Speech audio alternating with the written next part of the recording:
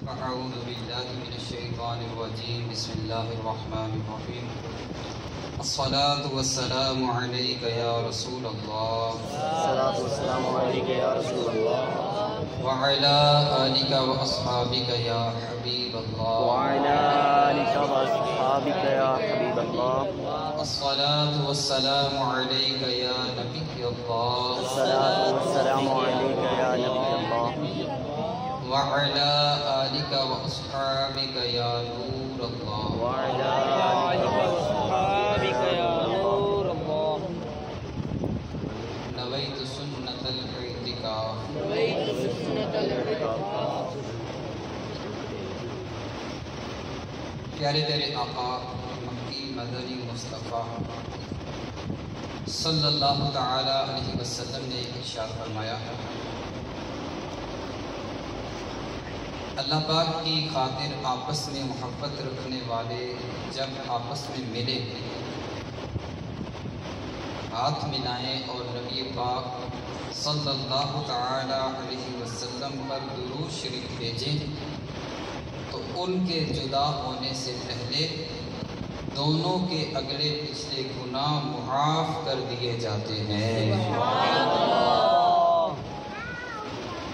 صلو علی الحبیب صلی اللہ علی محمد صلی اللہ حدیث پاک میں ہے النیت الحسنہ تدخل صاحبها الجنہ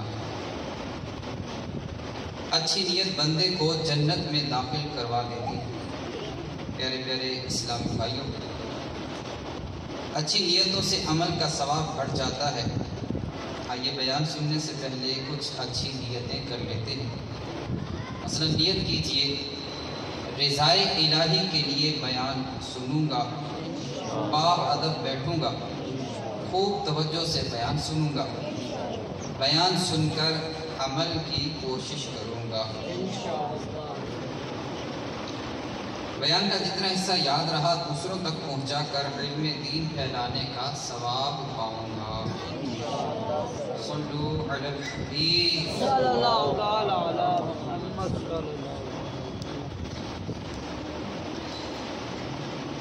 شیخ طریقت امیر اہل سنت حضرت علامہ مولانا ابو بلال محمد الیاس ستار قادری رضوی رضائی دامت برکاتہم العالیہ اپنے رسالے تذکرہ صدر الشریعہ میں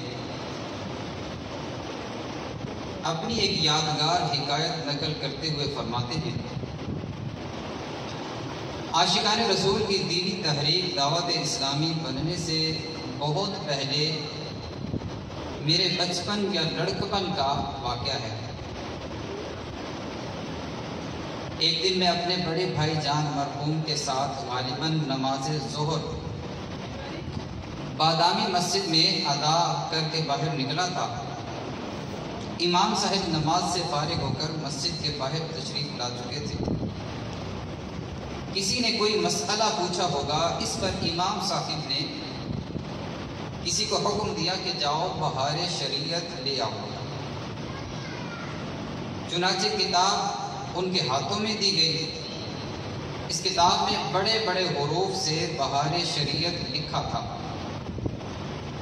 امام صاحب نے برق گردانی یعنی اس کے صفحات کو پلٹنا شروع کر دیا شیخ طریقت امیر اہل سنت دامت برکاتہم العالیہ فرماتے ہیں مجھے اس وقت خاص پڑھنا تو نہیں آتا تھا لیکن جگہ جگہ بڑے بڑے حروف میں لفظ مسئلہ لکھا ہوا تھا کیونکہ مسائل سن کر مجھے بہت سکون ملتا تھا اس لیے میرے منہ میں پانی آ رہا تھا کہ کاش یہ کتاب مجھے حاصل ہو جائے لیکن نہ میں نے مذہبی کتابوں کی کوئی دکان دیکھی تھی اور نہ ہی یہ شعور تھا یہ کتاب خریدی بھی جا سکتی خیر اگر خریدی بھی جا سکتی تو میں کہاں سے خریدتا اتنے پیسے کس کے پاس ہوتے بہرحال بہار شریعت مجھے یاد رہ گئی اور آخر کار وہ دن بھی آ گیا کہ اللہ پاک کی رحمت سے میں بہار شریعت خریدنے کے قابل ہو گیا ان دنوں بہار شریعت 2 جلدوں میں ہوا کرتی تھی جس کا ہدیہ پاکستانی 32 روپیہ تھا اور بغیر جلد کے 28 روپیہ تھا۔ چنانچہ میں نے مکمل بہار شریعت بغیر جلدوں والی 28 روپیہ میں خریدنے کی سعادت حاصل کی۔ اس زمانے میں یہ رقم اچھی خاصی رقم تھی اور بہار شریعت کے 17 حصے تھے، اب البتہ 20 حصے ہیں۔ الحمدللہ مجھے اس کتاب کی برکت سے معلومات کا وہ انمول خزانہ ہاتھ آیا کہ میں آج تک اس کے گن گاتا ہوں، اور اس عظیم الشان تصنیف کے مصنف خلیفہ اعلی حضرت صدر الشریعہ بدر الطریقہ مفتی محمد امجد علی اعظمی رحمۃ اللہ تعالی علیہ ہیں۔ پیارے پیارے اسلامی بھائیوں، آج ہم سب انہی بزرگ کے تذکرہ خیر میں شامل ہیں جنہوں نے دنیا میں صدر الشریعہ بدر الطریقہ مفتی محمد امجد علی اعظمی رحمۃ اللہ تعالی کے نام سے شہرت پائی۔ آپ کی لکھی ہوئی کتاب بہار شریعت آج بھی علماء کی ضرورت ہے۔ آج بھی اس میں لکھے ہوئے مسائل سورج کی کرنوں کی طرح جگمگا رہے ہیں۔ بہار شریعت کو فقہ حنفی کا انسائیکلوپیڈیا کہا جا سکتا ہے۔ اے عاشقان رسول، ابھی جو ہم نے حکایت سنی، اسے سامنے رکھ کر شیخ طریقت امیر اہل سنت کی سیرت پاک پر بھی غور کیجیے کہ دیکھیے شیخ طریقت امیر اہل سنت کے بچپن یا لڑکپن کا دور تھا۔ اس عمر میں عموماً بچوں کا دل کھیل کود کے سامان کی طرف جاتا ہے، دل دنیاوی چیزیں خریدنے کو چاہتا ہے، مگر قربان جائیے شیخ طریقت امیر اہل سنت کا بچپن شریف کیسا تھا۔ اس عمر میں بھی آپ کی خواہش تھی کہ کسی طرح فقہ حنفی کی عالم بنا دینے والی کتاب بہار شریعت حاصل ہو جائے۔ پیسے نہ تھے، انتظار کرتے رہے، یقیناً پیسے جمع کرنے کی کوشش کی گئی ہوگی، پھر کہیں جا کر یہ کتاب خریدی گئی ہوگی۔ پھر یہ عظیم کتاب خریدنے کے بعد خوشی کا عالم کیا تھا، جیسے بہت بڑی دولت ہاتھ آ گئی ہو۔ اللہ اکبر! امیر اہل سنت کے بچپن مبارک کا یہ انداز کیسا انوکھا اور پیارا ہے۔ الحمدللہ آج شیخ طریقت امیر اہل سنت دامت برکاتہم العالیہ جس مقام پر موجود ہیں، علماء کرام فرماتے ہیں کہ امیر اہل سنت سے جب کوئی مسئلہ دریافت کیا جاتا ہے تو آپ اتنی گہرائی کے ساتھ اس مسئلے کی تفصیل بیان کرتے ہیں، ایسا لگتا ہے انہیں زبانی بہار شریعت یاد ہے۔ اور آپ رحمت اللہ تعالی علیہ کو فقہ کے مسائل پر کیسا عبور حاصل ہے، سبحان اللہ! بچپن بھی ایسا با کمال اور نرالا تھا، اور آج بھی الحمدللہ دنیا میں لاکھوں لاکھ عاشقان رسول شیخ طریقت امیر اہل سنت دامت برکاتہم العالیہ سے فیضیاب ہو رہے ہیں۔ امیر اہل سنت، آپ کی ہمت کا کیا کہنا، جو بد کو نیک کر دے، اس دعوت کا کیا کہنا، شعور و علم و آگاہی ملے جس سے مسلمان کو، تیرے پیارے نظام علم و حکمت کا کیا کہنا۔ صلو علی الحبیب صلی اللہ علیہ وسلم۔ اے عاشقان رسول، محسن اہل سنت، خلیفہ اعلی حضرت مصنف بہار شریعت حضرت مولانا مفتی محمد امجد علی اعظمی رحمۃ اللہ تعالی علیہ 1300 سنہ ہجری میں ہند کے ایک قصبے مدینہ العلماء غوثی شریف میں پیدا ہوئے۔ آپ نے ابتدائی تعلیم اپنے دادا جان حضرت مولانا خدا بخش سے گھر پر ہی حاصل کی، پھر اپنے ہی قصبے میں مدرسہ ناصر العلوم میں پڑھتے رہے، پھر جونپور میں پہنچے اور مولانا محمد صدیق رحمۃ اللہ تعالی علیہ سے کچھ اسباق پڑھے۔ آخر حضرت علامہ ہدایت اللہ خان رحمۃ اللہ تعالی علیہ کی خدمت میں حاضر ہو کر درس نظامی یعنی عالم کورس مکمل کیا۔ اس کے بعد آپ رحمۃ اللہ تعالی علیہ پیلی بھیت میں حضرت مولانا وسیع احمد صورتی رحمۃ اللہ تعالی علیہ کی خدمت میں حاضر ہوئے اور ان سے دورہ حدیث شریف مکمل کیا۔ درس نظامی یعنی عالم کورس مکمل ہونے کے بعد صدر الشریعہ رحمۃ اللہ تعالی علیہ صوبہ بہار یعنی ہند میں مدرسہ اہل سنت میں پڑھانا شروع کر دیا۔ اسی دوران اعلیٰ حضرت رحمۃ اللہ تعالی علیہ کی زیارت نصیب ہوئی اور اعلیٰ حضرت رحمۃ اللہ تعالی علیہ سے بیعت ہونے کا شرف بھی حاصل کر لیا۔ صدر شریعہ کو یہ سعادت بھی نصیب ہوئی کہ آپ 18 سال آقائے نعمت امام اہل سنت سیدی اعلیٰ حضرت رحمۃ اللہ تعالی علیہ کی صحبت بابرکت میں حاضر رہے۔ پیارے پیارے اسلامی بھائیوں، صدر الشریعہ رحمۃ اللہ تعالی علیہ اعلیٰ حضرت کی خدمت باسعادت میں حاضر ہونے کے بعد تمام عمر خدمت دین میں مصروف رہے۔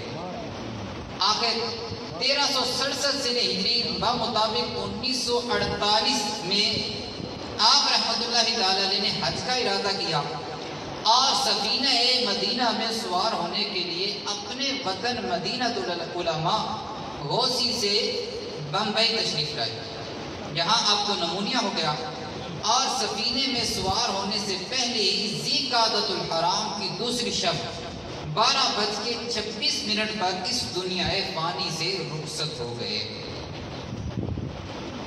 اے عاشقان رسول، موت تو سب کو آنی ہے، مگر صدر الشریعہ رحمۃ اللہ تعالی علیہ کا مقدر دیکھیے۔ سفر حج کے دوران آپ رحمۃ اللہ تعالی علیہ نے سفر آخرت کا آغاز کیا، اور حدیث پاک کے مطابق جو شخص حج کے لیے گھر سے نکلے اور راستے میں وفات پا جائے تو قیامت تک اس کے لیے حج کرنے والے کا ثواب لکھا جاتا ہے۔ اللہ اس سے ایک اور بات بھی سیکھنے کو ملی کہ بہت سارے لوگ مرتے ہیں، ان کی حالت مختلف ہوتی ہے، کوئی اچھی حالت میں مرتا ہے، کوئی بری حالت میں مرتا ہے۔ تو ہم سبھی کو اپنی موت ذہن میں رکھنی چاہیے، کہیں ایسا نہ ہو کہ ہم گناہ کرتے کرتے اس دنیا سے چلے جائیں، کہیں ایسا نہ ہو کہ ہم ناپاکی کی حالت میں دنیا سے چلے جائیں، ہم فحاشی و عریانی پھیلاتے پھیلاتے دنیا سے چلے جائیں۔ ہمیں نیک حالت میں دنیا سے جانا ہے، تو اس کے لیے اپنی راتوں کو بھی پاک کرنا ہے، اپنے دنوں کو بھی پاک کرنا ہے، اپنی تنہائی کو بھی پاک کرنا ہے، اپنی جلوت کو بھی پاک کرنا ہے، یعنی لوگوں کے سامنے ہوں تب بھی پاک، اور لوگوں کے علیحدگی میں ہوں، تنہائی میں ہوں، خلوت میں ہوں، تب بھی اپنی حالت پاک رکھنی ہے، اپنی نگاہوں کو پاک رکھنا ہے، اپنے خیالات و تصورات کو پاک رکھنا ہے، تاکہ ہمیں اگر اس حالت میں موت آئے تو ہم نیک حالت میں اللہ تبارک و تعالیٰ کی بارگاہ میں پیش ہو سکیں۔ اے کاش ہمارے مقدر کا ستارہ عروج پر ہو اور ہم مدینہ طیبہ میں زیر گنبد خضرا ایمان و عافیت کے ساتھ شہادت کی موت پانے میں کامیاب ہو جائے۔ اے کاش اللہ تبارک و تعالی ہم سب کا سفر آخرت اچھی حالت میں شروع فرمائے اور ہماری دنیا سے جو رخصتی ہے وہ حالت ایمان پر ہو۔ آمین۔ صلو علی الحبیب اے عاشقان رسول، آج صدر الشریعہ بدر الطریقہ رحمۃ اللہ تعالی علیہ کا تذکرہ خیر ہے، اور آپ رحمۃ اللہ تعالی علیہ کے تذکرہ خیر میں ایک نمایاں چیز پائی جاتی ہے، وہ ہے نماز کا ذوق و شوق۔ آپ رحمۃ اللہ تعالی علیہ کو نماز سے بے انتہا محبت تھی، سفر میں ہوتے یا گھر میں کبھی بھی نماز قضا نہیں ہونے دیتے تھے، شدید سے شدید بیماری کی حالت میں بھی نماز ادا فرمایا کرتے تھے۔ چنانچہ ایک بار آپ رحمۃ اللہ تعالی علیہ اجمیر شریف میں تھے کہ آپ کو شدید بخار آ گیا، یہاں تک کہ بے ہوشی طاری ہو گئی، دوپہر سے پہلے آپ بے ہوش ہوئے اور عصر تک اسی حال میں رہے۔ حافظ ملت مولانا عبدالعزیز مبارک پوری رحمۃ اللہ تعالی علیہ صدر الشریعہ کے شاگرد ہیں. یہ آپ کی خدمت میں حاضر تھے کہ صدر الشریعہ رحمۃ اللہ تعالی علیہ کو جب ہوش آیا تو آپ نے سب سے پہلے یہی پوچھا کیا وقت ہے، ظہر کا وقت ہے یا نہیں ہے؟ حافظ ملت رحمۃ اللہ تعالی علیہ نے وقت بتایا اور عرض کی اب ظہر کا وقت نہیں ہے. یہ سن کر صدر الشریعہ رحمۃ اللہ تعالی علیہ کو اتنی تکلیف ہوئی کہ آنکھ سے آنسو جاری ہو گئے. اللہ اکبر. حافظ ملت رحمۃ اللہ تعالی علیہ نے عرض کی حضور کیا کہیں درد ہے جس وجہ سے آنکھوں سے آنسو آ رہے ہیں، کہیں تکلیف ہو رہی ہے؟ فرمایا بہت بڑی تکلیف ہے اور وہ یہ ہے کہ ظہر قضا ہو گئی. حافظ ملت رحمۃ اللہ تعالی علیہ نے عرض کی حضور آپ بے ہوش تھے، بے ہوشی کے عالم میں نماز قضا ہونے پر کوئی مواخذہ یعنی قیامت میں پوچھ گچھ نہیں ہے. اپنے شاگرد کا یہ تسلی آموز جملہ سن کر صدر الشریعہ نے جو جواب ارشاد فرمایا دل کے کانوں سے سننے کے لائق ہے. چنانچہ حافظ ملت نے عرض کی کہ اس نماز کے قضا ہونے پر تو کوئی گناہ نہیں. اس پر آپ نے فرمایا آپ مواخذہ کی بات کر رہے ہیں، یعنی آپ یہ کہتے ہیں کہ قیامت والے دن پکڑ نہیں ہوگی. ہاں یہ تو درست ہے، بے ہوشی کی حالت میں نماز قضا ہونے پر گناہ نہیں، مگر آپ میں مقررہ وقت پر دربار الہی میں ایک حاضری سے محروم رہ گیا ہوں. اللہ کریم. اے اشکار رسول غور کیجیے، ہم کہاں کھڑے ہیں اور ہمارے علماء، ہمارے مقتدر، ہمارے سلف صالحین کہاں کھڑے تھے؟ بے ہوشی کے عالم میں بھی نماز قضا ہونا گوارا نہیں کرتے اور آج ہم جیتے جاگتے صحیح سلامت تندرست ہونے کے باوجود بھی نمازیں قضا کر ڈالتے ہیں. صدر الشریعہ رحمت اللہ تعالی علیہ اس بات پر بھی بہت سختی فرمایا کرتے تھے کہ مسجد میں حاضر ہو کر با جماعت نماز پڑھی جائے، بلکہ اگر کبھی مؤذن وقت مقررہ پر نہ پہنچے تو اتنے بڑے عالم دین یہ خود اٹھتے اور اذان خود اپنی زبان مبارک سے دے دیا کرتے تھے. بڑھاپے میں صدر الشریعہ نئے مکان یعنی قادری منزل میں رہائش پذیر تھے. یہاں سے مسجد ذرا فاصلے پر تھی. اس وقت صدر الشریعہ کی بینائی کمزور ہو چکی تھی. ایک دفعہ ایسا ہوا کہ آپ صبح کی نماز کے لیے جا رہے تھے کہ راستے میں کنواں تھا. ابھی کچھ اندھیرا تھا اور راستہ بھی ناہموار یعنی اونچا نیچا تھا. بے خیالی میں کنویں پر چڑھ گئے. قریب تھا کہ کنویں کے غار میں قدم رکھ دیتے. اتنے میں ایک عورت آ گئی اور زور سے چلائی، ارے مولوی صاحب کنواں ہے، رک جائیے. یہ سن کر صدر الشریعہ رحمۃ اللہ تعالی نے قدم روک لیا اور پھر کنویں سے اتر کر مسجد گئے. یعنی مسجد میں جانے میں صدر الشریعہ کو ایسی مشقت تھی، اس کے باوجود بھی آپ رحمۃ اللہ تعالی علیہ نے مسجد میں حاضری کو نہیں چھوڑا. اے اشکان رسول، صدر الشریعہ نماز اور وہ بھی مسجد میں با جماعت نماز ادا فرمانے پر کیسا ذوق و شوق رکھنے والے تھے. اللہ پاک صدر الشریعہ رحمۃ اللہ تعالی علیہ کے صدقے ہمیں بھی نماز با جماعت ادا کرنے کی توفیق بھی دے اور اس کا شوق اور جذبہ بھی ادا فرمائے. اللہ تبارک و تعالی نے اپنے پیارے کلام قرآن مجید میں کیا خوب ارشاد فرمایا. چنانچہ ارشاد فرمایا وَارْكَعُوا مَعَ الرَّاكِعِينَ، اور رکوع کرنے والوں کے ساتھ رکوع کرو. مفتی احمد یار خان نعیمی رحمۃ اللہ تعالی علیہ اس آیت کا یہ مطلب لکھتے ہیں کہ جماعت سے نماز پڑھو، کیونکہ جماعت کی نماز تنہا نماز پر 27 درجے افضل ہے. اللہ 27 گنا زیادہ اس کا ثواب ملے گا. اکیلے پڑھو گے تو 1 گنا، جماعت کے ساتھ پڑھو گے تو یہ 27 درجے زیادہ فضیلت والی ہے. پیارے پیارے اسلامی بھائیوں، ہر مسلمان مرد جو عقل مند ہے، پاگل نہیں ہے، بالغ ہے نابالغ نہیں ہے، آزاد ہے۔ پہلے دور میں جیسے باقاعدہ پیسوں سے غلام خریدے جاتے تھے، ایسا غلام نہیں ہے۔ اور جو قادر ہے یعنی مسجد تک پہنچنے کی طاقت بھی رکھتا ہے، اس پر 5 نمازیں مسجد میں آ کر با جماعت ادا کرنا واجب ہے۔ اگر بغیر کسی شرعی مجبوری کے ایک بار بھی جماعت چھوڑ دے گا تو گناہ گار ہوگا، اور اگر کئی بار جماعت ترک کرے گا تو ایسا شخص فاسق کہلائے گا۔ اور جو شخص مسجد میں پہنچنے کی طاقت نہیں رکھتا، مثلا نابینا ہے یا اس کی ٹانگیں سلامت نہیں ہیں، شدید بیمار ہے، چل کر نہیں سکتا، چل پھر نہیں سکتا، تو ایسے شخص پر اگرچہ جماعت واجب تو نہیں، البتہ اس کے لیے بھی نماز جماعت کے ساتھ پڑھنا افضل ہے۔ الحمدللہ ہمارے آقا و مولا محبوب خدا صلی اللہ تعالی علیہ وسلم کا عمومی عمل مبارک یہی تھا کہ آپ صلی اللہ تعالی علیہ وسلم فرض نمازیں با جماعت ادا فرمایا کرتے تھے۔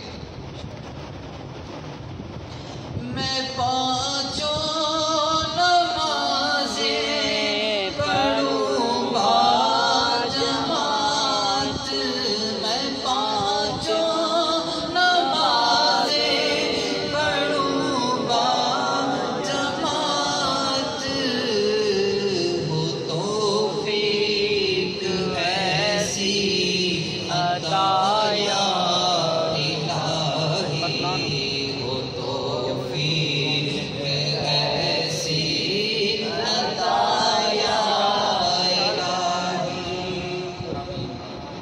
ام المومنین حضرت عائشہ صدیقہ رضی اللہ تعالی عنہ بیان فرماتی ہیں، جب سرکار مدینہ صلی اللہ تعالی علیہ وسلم کی بارگاہ عالی میں سخت بیماری حاضر خدمت تھی، حضرت بلال آپ صلی اللہ تعالی علیہ وسلم کو نماز کی اطلاع دینے کے لیے حاضر ہوئے، تو آپ صلی اللہ تعالی علیہ وسلم نے ارشاد فرمایا، ابو بکر سے کہو لوگوں کو نماز پڑھائیں۔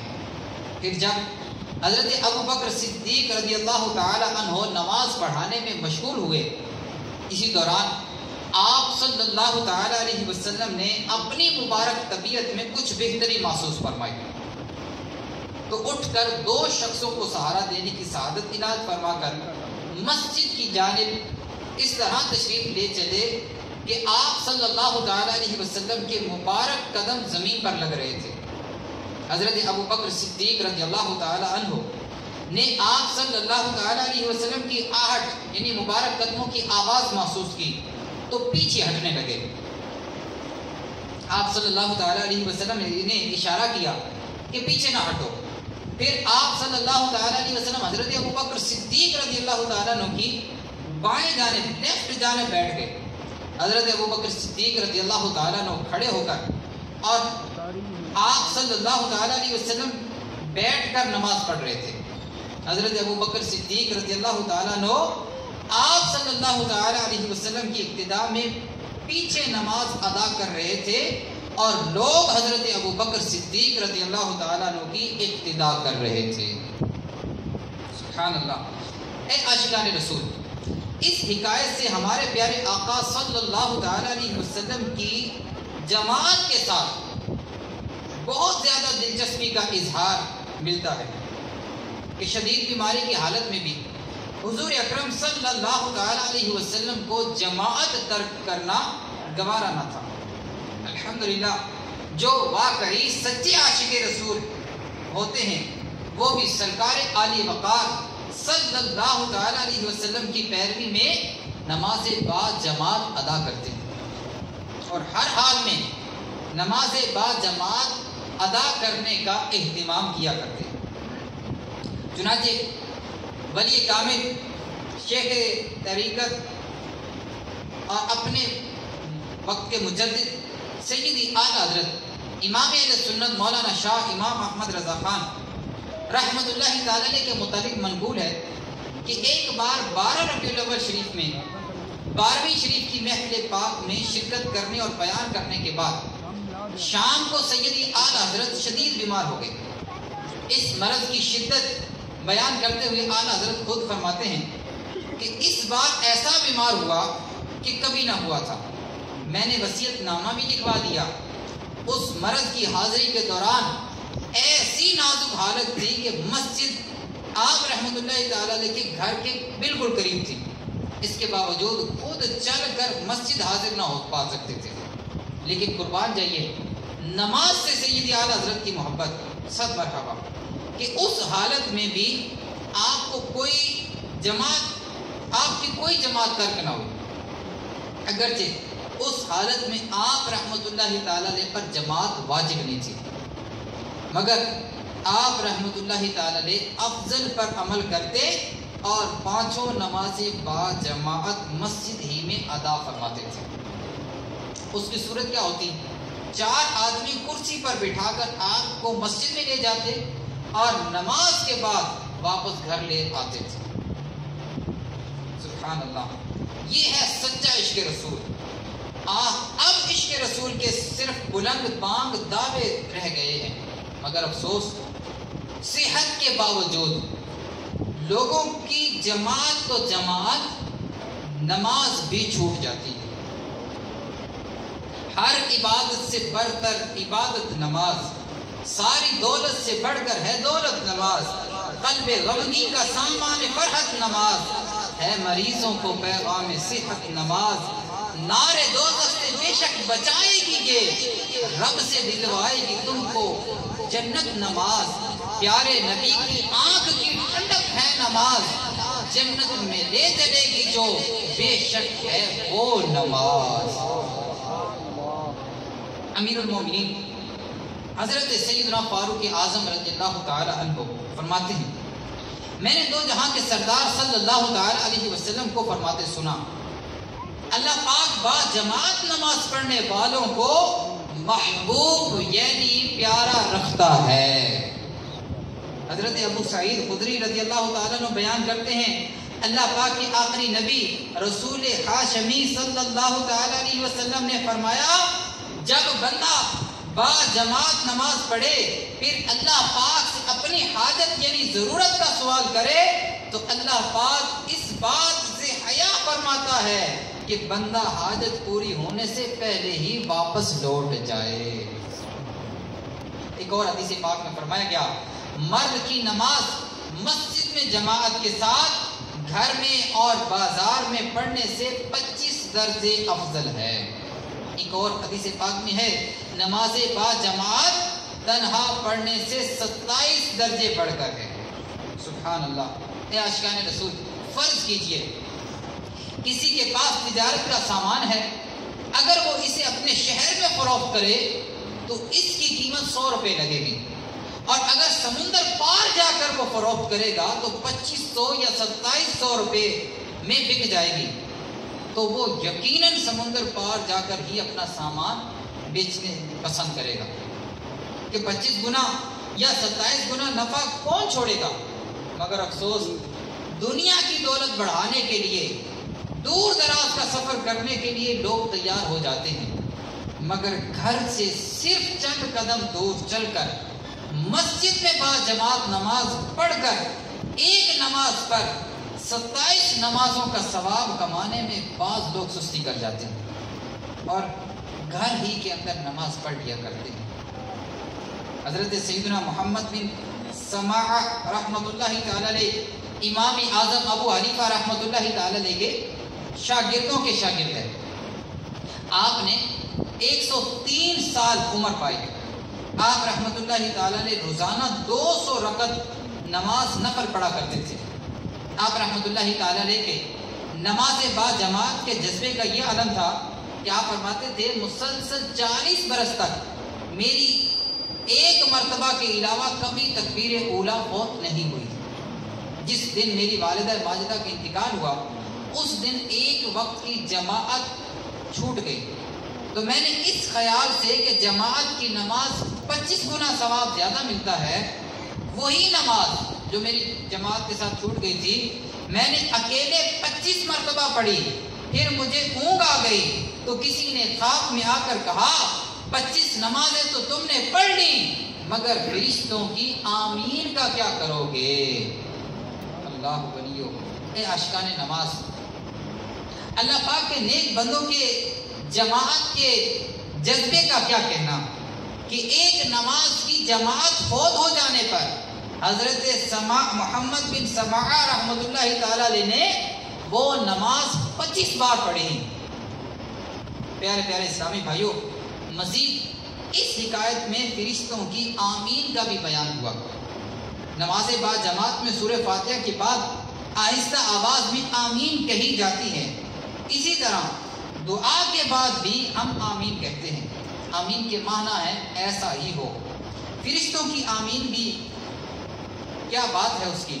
चुनांचे फरमाने मुस्तफ़ा सल्लल्लाहु तआला अलैहि वसल्लम है, जब इमाम गैरिल मग़दूबि अलैहिम वलद्दाल्लीन कहे तो आमीन कहो, कि जिसका आमीन कहना फरिश्तों के आमीन कहने के मुताबिक होगा उसके पिछले गुनाह बख्श दिए जाएंगे।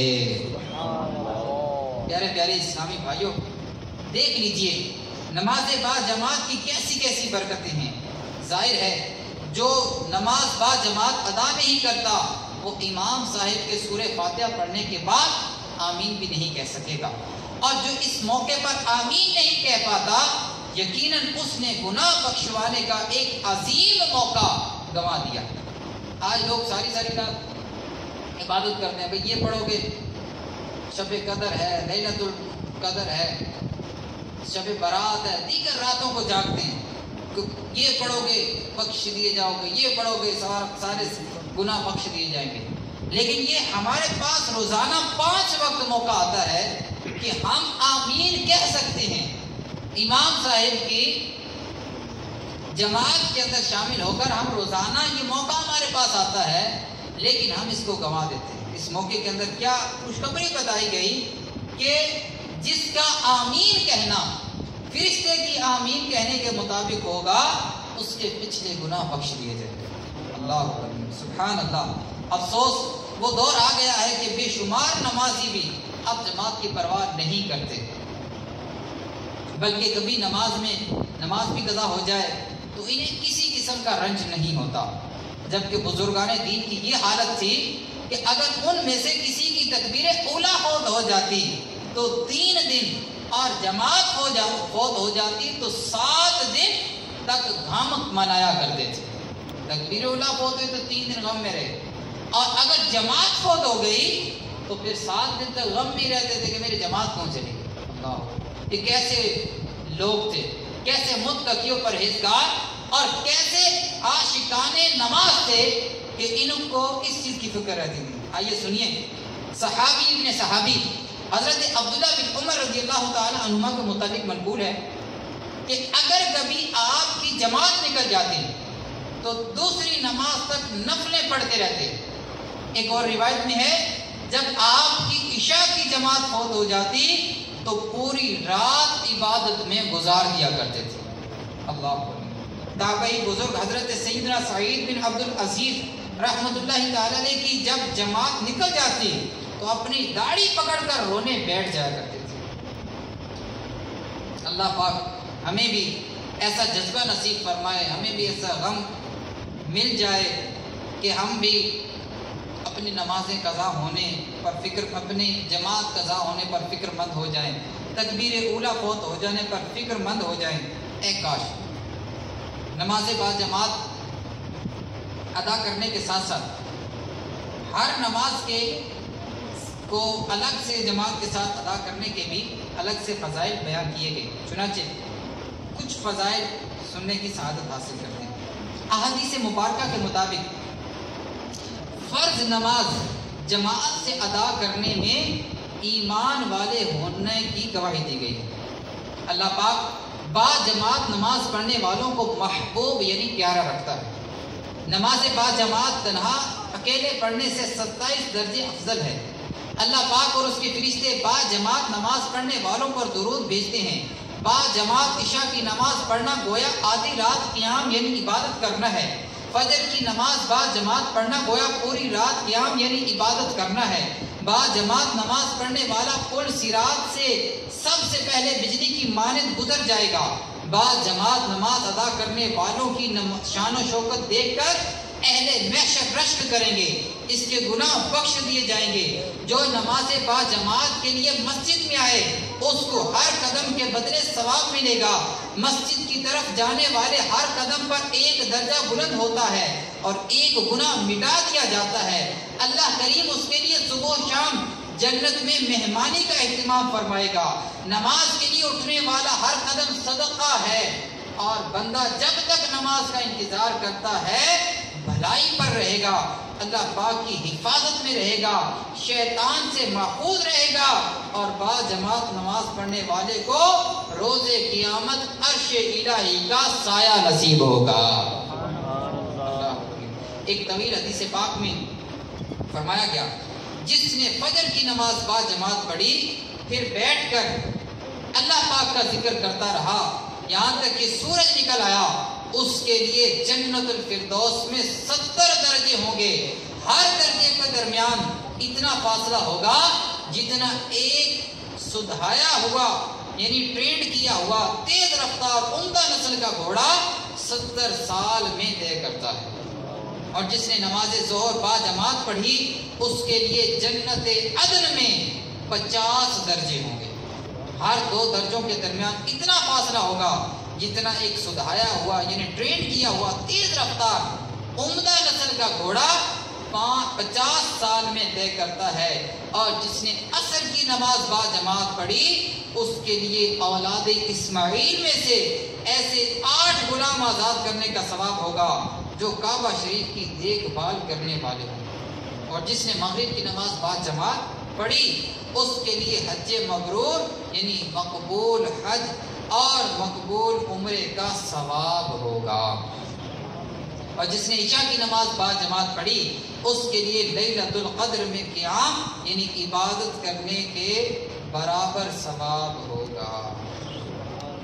اللہ کریم ہمیں با جماعت نمازیں ادا کرنے والا بنائے اور اس کا شعور پانے کے لیے عاشقان رسول کی مدنی تحریک دعوت اسلامی کے مدنی قافلوں میں سفر کرنا اپنا معمول بنا لیجیے۔ الحمدللہ دعوت اسلامی کے عاشقان رسول کے جو مدنی قافلے وقتاً فوقتاً سفر کرتے رہتے ہیں، 12 دن 92 دن 1 ماہ کے لیے، 12 دن کے لیے، 12 ماہ کے لیے سفر کرتے رہتے ہیں، 3 دن کے لیے سفر کرتے رہتے ہیں۔ تو ان کی برکت سے بھی الحمدللہ رب العالمین نہ صرف نمازوں کا جذبہ ملتا ہے بلکہ نماز با جماعت بلکہ تکبیر اولا کا بھی جذبہ الحمدللہ نصیب ہوتا ہے۔ آئیے دعوت اسلامی کے مدنی قافلوں کی بہاروں میں سے ایک بہار سنیے اور اپنا ذہن بنائیے کہ ہمیں مدنی قافلوں کے اندر سفر کرنا بھی ہے اور کروانا بھی ہے۔ چنانچہ کراچی کے ایک شخص چھوٹی عمر سے نشے کے عادی ہو گئے تھے۔ صبح ناشتے کی جگہ چرس اور ہیروئن کا نشہ کیا کرتے، کئی بار ڈاکٹروں سے علاج کروایا لیکن نشہ چھوٹ نہ سکا، دیگر گناہوں کی دلدل میں بھی پھنسے ہوئے تھے۔ شادی کے بعد بیوی بچے بھی ان کی وجہ سے پریشان رہتے۔ اسی طرح ربیع الاول میں عالمی مدنی مرکز فیضان مدینہ کراچی پہنچ گئے۔ وہاں ایک بڑی عمر کے مبلغ دعوت اسلامی نے ان پر شفقت کی اور ان کا ذہن بن گیا کہ میں 12 دن کے مدنی قافلے میں سفر کروں گا۔ مدنی قافلے میں شروع میں ان کو نشہ نہ کرنے پر تکلیف تو ہوئی، نہ ٹھیک ہونے سے نیند آتی نہ بھوک لگتی، لیکن یہ عبادت میں لگے رہے اور رو رو کر اپنے گناہوں کی معافی مانگتے رہے۔ 4 یا 5 دن کے بعد ان کو بھوک لگنا شروع ہوئی اور رات میں نیند بھی آنے لگی۔ مدنی قافلے میں سفر کی برکت سے نشے سے ان کی جان چھوٹی، بلکہ یہ 5 وقت کی فرض نماز بلکہ تہجد اور اشراق و چاشت بھی پڑھنے لگے۔ سر پر امامہ شریف بھی سجا لیا۔ ان کا کہنا ہے کہ دعوت اسلامی کے دینی ماحول میں آ کر مجھے ایک نئی زندگی ملی، الحمدللہ میرے بیوی بچے بھی اب مجھ سے خوش ہیں۔ میرے اپنے ساتھ چند سال پہلے اسی طرح کا ایک واقعہ ہوا تھا۔ ہمارے ساتھ قافلے میں 3 دن کے لیے ایک عیسائی بھی آئے تھے۔ خود وہ زمیندار تھے، اچھے خاصے کھاتے پیتے گھرانے سے تعلق رکھتے، اب بھی کھیتی باڑی کرتے ہیں۔ تو مجھے نہیں پتا تھا کہ یہ نشہ بھی کرتے ہیں۔ خیر قافلے میں آئے، آہستہ آہستہ ان کا ذہن بن گیا۔ اس کے بعد پھر انہوں نے خود ہی ہمیں کال کی کہ یار میں قافلے میں مزید جانا چاہتا ہوں۔ تو قافلے کے اندر ان کو پھر بھیجا 12 دن کے لیے، وہاں ان کا ذہن بنا 12 ماہ کے لیے۔ انہوں نے پھر وہ قاعدہ ناظرہ کورس کیا، الحمدللہ رب العالمین 12 ماہ مدنی قافلے کے جہاں مسافر بننے۔ اس کے بعد اب وہ اپنے علاقے میں آ چکے ہیں، لیکن اب ان کی وہ بالکل فیلڈ چینج ہو چکی ہے۔ ہمیں دعوت اسلامی والوں کو وہ دعائیں دیتے ہیں، دعوت اسلامی کا ایک ماحول میں تو آئے گئے ہیں، وہ دعائیں دیتے ہیں کہ اس ماحول کی برکت سے اللہ تبارک و تعالیٰ نے مجھے بہت سارے گناہوں سے بچا لیا۔ پھر چونکہ کھیتی باڑی کے معاملات میں یہ بھی ہوتا ہے کہ بعض اوقات کسی کی جگہ پہ قبضہ کر لیتے ہیں، کسی کا کچھ کر لیا، کسی کچھ کر لیا، تو پھر وہ بار بار پوچھتے رہتے تھے یار یہ کر دیا، اس سے کیسے بچ سکتے ہیں، یہ ہم سے ہو گیا تھا، یہ کیسے ہو سکتا ہے، اس کا نقصان کیسے پورا کیا جا سکتا ہے، اس کا نقصان کیسے پورا کیا جا سکتا ہے۔ یہ ہے دعوت اسلامی۔ ایک دفعہ جب اس کے ماحول میں کوئی آ جاتا ہے تو الحمدللہ رب العالمین روحانیت اس کے اندر بڑھ جاتی ہے۔ اسی طرح ایک اور اسلامی بھائی کے بارے میں جو آنکھوں دیکھا حال ہے، وہ بھی اسی طرح کبھی کسی کو تھپڑ مار دیے، کسی کو موٹر اٹھا لی، کسی کا کچھ کر لیا، کسی کو کچھ کر لیا۔ لیکن جب دعوت اسلامی کے ماحول میں آئے الحمدللہ رب العالمین، چہرے پر داڑھی مبارک سے ڈالی، سر پہ امامہ شریف، اور پھر جن جن لوگوں کے انہوں نے حق طلب کیے تھے ان کے پاس جا جا کے ان سے معافیاں مانگی، اور جس کا جو نقصان کیا تھا وہ تھوڑا تھوڑا کر کے اس کا پورا کرنے میں کامیاب ہو۔ تو دعوت اسلامی کے ماحول میں آتے ہیں انشاءاللہ عز و جل، اس ماحول کی برکت سے نہ صرف ہمیں خود نیکیوں کا جذبہ ملے گا بلکہ دوسرے عاشقان رسول کو بھی نیک بنانے کا جذبہ مل جائے گا، کیونکہ ہمارا مدنی مقصد یہ ہے کہ مجھے اپنی اور ساری دنیا کے لوگوں کی اصلاح کی کوشش کرنی، مجھے سب سے پہلے اپنی اصلاح کی کوشش کرنی ہے، اور اللہ نے چاہا تو دوسرے مسلمان بھائیوں کی خیرخواہی کرتے ہوئے ان کی بھی اصلاح کی کوشش کرتے رہنا۔ کل بھی الحمدللہ رب العالمین مدنی قافلے سفر کر رہے ہیں، 12 ماہ کے مدنی قافلے سفر کر رہے ہیں، مختلف عاشقان رسول 12 ماہ کے تیار ہیں، ان کے ساتھ 12 ماہ کا مدنی قافلہ سفر کر لیجئے، 1 ماہ کا مدنی قافلہ سفر فرما لیجئے، 12 دن کا مدنی قافلے میں سفر کر لیجئے، ورنہ کم سے کم 3 دن تو ہر اسلامی بھائی، ہر عاشق رسول مدنی قافلے کا مسافر ضرور بن جائے انشاءاللہ۔ یہاں پہ ہمارے ذمہ دار بیٹھے ہوں گے، ان کو اپنا نام بھی لکھوا دیجیے گا اجتماع کے بعد، مدنی قافلے کے لیے یہاں ہو سکتا ہے کہ بیٹھے ہوں، اس سائڈ پہ گاڑی میں بیٹھے ہوئے، اب یہاں آ کے یہاں یہ جہاں یہ مطلوب بھائی آ گیا تو انشاءاللہ یہ جہاں یہ لگا ہوا ہے سترا، تو یہاں یہ بیٹھے ہوں گے تو ان کو اپنا نام لکھوائیں کہ میں بھی صبح قافلے میں جانا چاہتا ہوں۔ اللہ نے چاہا تو 3 دن کے قافلے میں سفر کریں گے، روحانیت میں بھی اضافہ ہوگا، بلکہ ہم نے سنا بھی نہیں دیکھا بھی ہے، صرف سنا نہیں دیکھا بھی ہے کہ قافلے میں جا کر جو دعائیں کی جاتی ہیں اللہ تعالیٰ کی رحمت سے وہ قبول ہو جاتی ہیں۔ کئی لوگوں کے بگڑے ہوئے مسائل قافلے میں جا کے دعا کی تو وہ درست ہو گئے، قافلے میں جا کے دعا کی تو درست ہو گئے، تو اللہ تعالیٰ کی رحمت سے یہ امید رکھتے ہوئے بھی قافلے میں سفر فرمائیں۔ صلو علی الحبیب صلی اللہ تعالی علی محمد۔ آئیے دعوت اسلامی کے ہفتہ وار اجتماع میں پڑھے جانے والے 6 درود پاک اور 2 دعائیں پڑھتے ہیں۔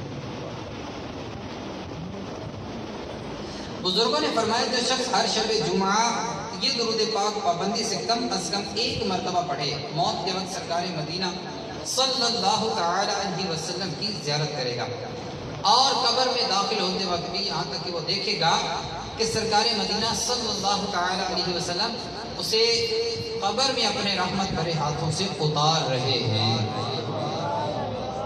اچھا اگر خوشبو ہو تو وہ لگا لے، ورنہ 2 دانوں بیٹھ جائیں اور درود شریف مل کے پڑھتے ہیں۔ اللہم صلی وسلم وبارک علی سیدنا محمد النبی الأمی الحبیب العالی القدر العظیم الجاہ وعلی آلہ وصحبہ وسلم۔ حضرت انس رضی اللہ تعالیٰ عنہ سے روایت ہے کہ تاجدار مدینہ صلی اللہ تعالیٰ علیہ وسلم نے فرمایا جو یہ درود پاک پڑھے اگر کھڑا تھا تو بیٹھنے سے پہلے اور بیٹھا تھا تو کھڑے ہونے سے پہلے اس کے گناہ معاف کر دیے جائیں گے۔ اللہم صلی علی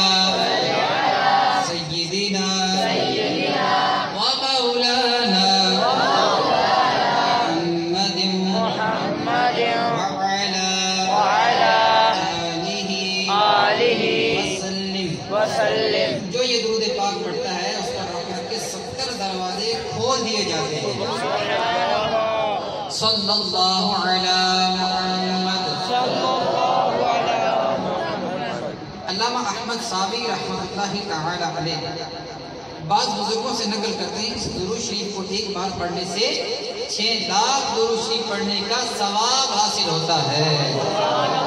اللہم صلی علی سیدنا محمد عدد ما فی علم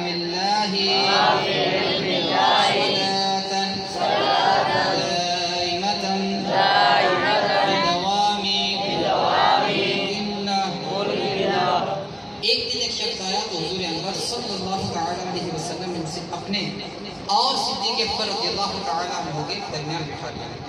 اس سے صحابہ کرام کو تعجب ہوا کہ یہ کون بڑے مرتبے والا ہے۔ جب وہ چلا گیا تو سرکار صلی اللہ تعالیٰ علیہ وسلم نے فرمایا یہ جب اس پر درود پاک پڑھتا ہے تو یوں پڑھتا ہے اللہم صلی علی محمد کما تحب شافعی امام صلی اللہ تعالی علیہ وسلم کا فرمان عظمت نشان ہے جو شخص یوں درود پاک پڑھے اس کے لیے میری شفاعت واجب ہو جاتی ہے۔ اللہم صلی علی محمد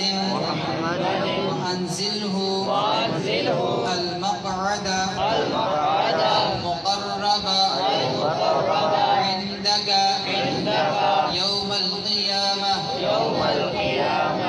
حضرت ابن عباس رضی اللہ تعالیٰ عنہ سے روایت ہے کہ سرکار مدینہ صلی اللہ تعالیٰ علیہ وسلم نے فرمایا اس کو پڑھنے والے کے لیے 70 فرشتے 1000 دن تک نیکیاں لکھتے ہیں۔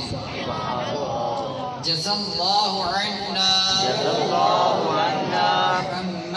محمدا ما هو اہل۔ فرمان مصطفیٰ صلی اللہ تعالی علیہ وسلم جس نے اس دعا کو 3 مرتبہ پڑھا گویا اس نے شب قدر حاصل کر لی۔ لا الہ الا اللہ الحلیم الکریم سبحان اللہ رب السماوات السبع ورب العرش العظیم۔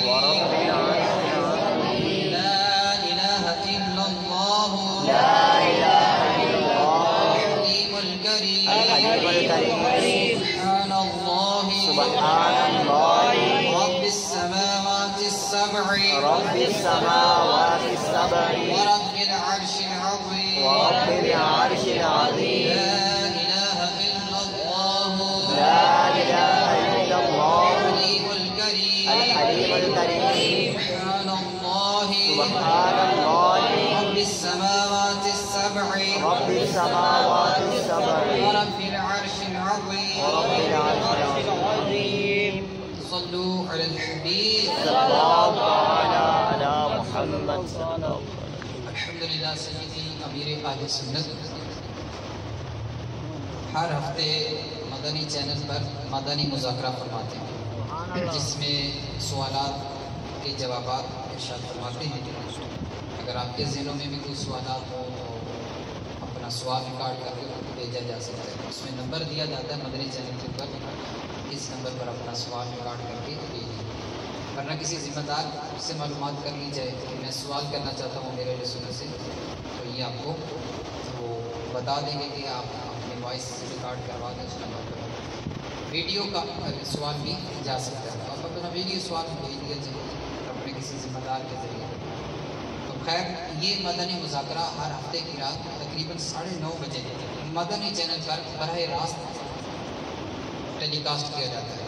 اپنے علاقے میں، ڈویژن میں، اپنے محلے میں، اپنے حلقے میں مدنی مذاکرہ دیکھنے کی عادت بنائیے اور اس میں عاشقان رسول مختلف اسلام بھائیوں کے گھروں میں بیٹھکوں میں جا کے مدنی مذاکرہ دیکھیں اور اس کی برکتیں حاصل کریں۔ اسی مدنی مذاکرے میں امیر اہل سنت ایک رسالہ پڑھنے کی ترغیب ارشاد فرماتے ہیں۔ رسالے کے صفحات کم و بیش 18 یا 19 ہوتے ہیں۔ اس ہفتے جو رسالہ پڑھنے کی ترغیب ارشاد فرمائیں گے اس کا نام ہے امام مالک کا عشق مدینہ، امام مالک کا عشق مدینہ، امام مالک کا عشق مدینہ.